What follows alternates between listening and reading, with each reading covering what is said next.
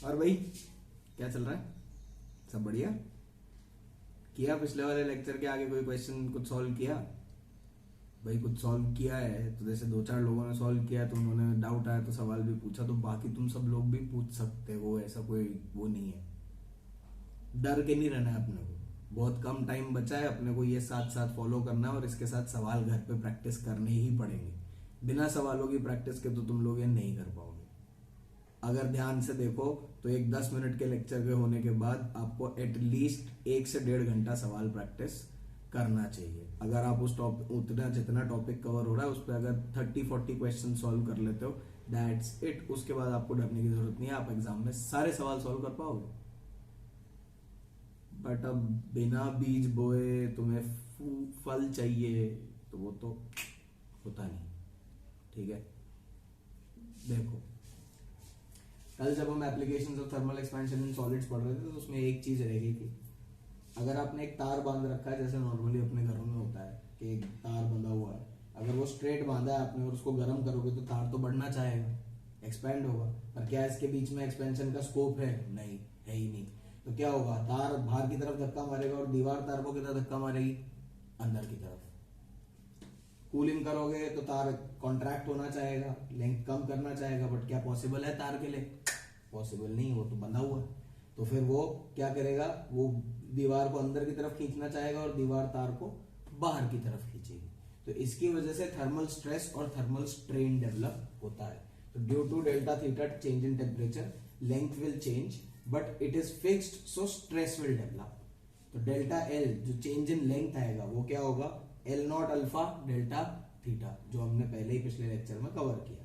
ठीक है भाई, तो उससे हम देखेंगे कि डेल्टा एल बाय एल जो कि क्या होता है? Strain. Delta L by L आया अल्फा डेल्टा थीटा। अब हमने इलास्टिसिटी अगर चैप्टर पढ़ा है तो उसमें पढ़ा होगा कि y is equals to Young's modulus is equals to strain, stress by strain. अब स्ट्रेन है delta L by L, strain हमको पता है, स्ट्रेस निकालना है। स्ट्रेस निकालेंगे, thermal stress is equals to y into strain, that is y alpha delta theta. ये आ गया अपना thermal stress. Force on support, भाई सपोर्ट है ये यहाँ पे जहां बंधा हुआ है, हो सकता है आपने एक हुक ही लगा रखा हो जिससे तार बांधा हुआ हो, तो वो हुक पे क्या फोर्स आएगा? तो स्ट्रेस जो थर्मल स्ट्रेस आएगा इनटू जो हुक का एरिया है, तो y इंटू ए इंटू अल्फा डेल्टा थीटा। ये है अपना लास्ट एप्लीकेशन इन सॉलिड्स। इसके बाद हम देखेंगे थर्मल एक्सपेंशन इन लिक्विड्स। सबसे इंपॉर्टेंट बात क्या होती है लिक्विड्स के लिए? भाई वेसल चाहिए उसको गर्म करने के लिए। हवा में लिक्विड गर्म कर सकते हो? बोले देखो मम्मी मैंने हाथ के ऊपर ऐसे पानी रख लिया है और मैं गर्म कर रहा हूं, नहीं हो सकता ना, पॉसिबल नहीं।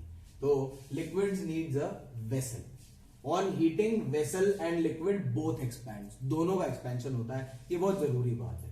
तो वेसल का वॉल्यूम एक्सपेंशन डेल्टा वी कितना होगा? 3 into alpha vessel V naught into delta T. भाई 3 इंटू अल्फा वेसल क्यों लिखा है? क्योंकि वॉल्यूम की बात कर रहा हूं, गामा वेसल आना चाहिए था, उसकी जगह मैंने लिखा है 3 into alpha vessel V naught into delta T. Liquid में कितना चेंज आएगा? Gamma of liquid into V naught into delta T. Liquid में इतना चेंज आएगा। अब इसमें 3 चीजें हैं फोकस करने के लिए। क्या कि ये तो जो है ये गामा ऑफ लिक्विड जो है ये क्या है? ये रियल है, असलियत में है ना, कि गर्म अगर लिक्विड को करोगे तो इतना लिक्विड में चेंज आना चाहिए। पर अब यहां तुम वेसल को देखो, इस वेसल को तुमने गर्म किया, ये जो डार्क आउटलाइन है ये पहले का वेसल था। गर्म करने के बाद ये जो बाद में डॉटेड आउटलाइन हो गई ये वो हो गया। पहले लिक्विड इसमें इतना ब्लू वाला था और यहां तक भरा हुआ था। अब जो है वो ये जो पूरा अंदर है ब्लैक वाला पार्ट भी लिक्विड है और इसके ऊपर तक भी है। तो मतलब पहले वो गाड़ी क्यू तक भरी हुई थी, अब आर तक भरी हुई है। ठीक है, तो यहां पे 3 चीजें फोकस में लेने की है। द रियल चेंज, कि असलियत में क्या चेंज आया है। तो रियल चेंज क्या है? Q R represents the real change expansion of liquid. Q क्योंकि पहले लेवल क्यू तक था, अब लेवल आर तक चला गया है, तो क्यू आर। अब ये जो ऊपर जो चेंज आता है एक्सपेंशन में, क्योंकि ये वैसे ही डिस्टेंस बहुत कम था तो उसमें चेंज बहुत ही कम आएगा, तो उसको अपन नेग्लिजिबल मान सकते हैं। तो जो क्यू से लेके आर तक लिक्विड का राइज हुआ है, that is the real change in the expansion of liquid. तो gamma real is equals to real increase in volume of liquid upon initial volume V naught into delta theta. Apparent change, apparent मतलब जो हमें आंखों से दिखता है, जो कि हकीकत नहीं है, वो क्या है? QP represents expansion of vessel Q से लेके P तक जो है उसमें तो क्या वेसल ही अपने आप में एक्सपैंड हो गई, तो Q से लेके P तक जब वेसल एक्सपैंड हो गया तो अपेरेंट इंक्रीज इन वॉल्यूम क्या आएगा, real increase minus expansion of vessel, क्योंकि आंखों से देख के एक्सपेंशन ऑफ वेसल समझ में थोड़ी आएगा। जब तुम एक भगोनी में कुछ गर्म कर रहे होते हो तो डेफिनेटली वो कहीं ना कहीं थोड़ा सा एक्सपैंड करती है, बट अपने को समझ में आता है क्या, नहीं आ सकता, आंखों से नहीं दिखता, तो that is the apparent change. तो अगर इस अपेरेंट चेंज की बात करेंगे तो gamma apparent will B apparent increase in volume upon initial volume into delta theta. ठीक है भाई। तीसरी चीज जो फोकस करनी है वो क्या है, गामा ऑफ वेसल, क्योंकि वेसल खुद भी एक्सपैंड हो रहा है तो delta V vessel upon V into delta theta. तो गामा रियल जो है लिक्विड का वो क्या हो जाएगा, गामा अपेरेंट जो हमें अपेरेंट चेंज दिख रहा है plus gamma of vessel. This is very important. तो अब देखेंगे हम के apparent change in volume of liquid relative to vessel. तो apparent change in volume of liquid जो हमें दिखता है या जिस पे आपको सवाल नॉर्मली पूछा जाता है वो ये पोर्शन है, ध्यान से देख लो।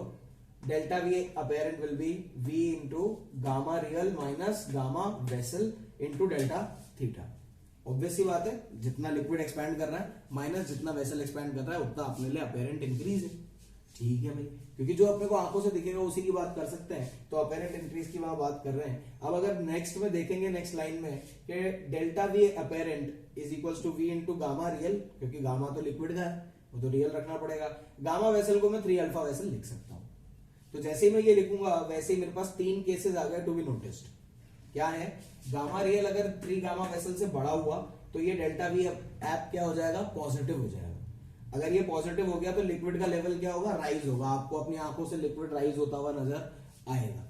उसी की जगह अगर गामा आर और 3 अल्फा वेसल इक्वल हो गया तो क्या होगा, ये 0 हो जाएगा, मतलब रिमेन्स एट सेम लेवल, आपको अपनी आंखों से वो सेम लेवल पे ही नजर आएगा। एंड गामा आर अगर छोटा हुआ 3 गामा वेसल से तो ये वैल्यू नेगेटिव हो जाएगी, इसका मतलब आपको लिक्विड नीचे डिप होता हुआ नजर आएगा, लिक्विड का लेवल फॉल होता हुआ नजर आएगा।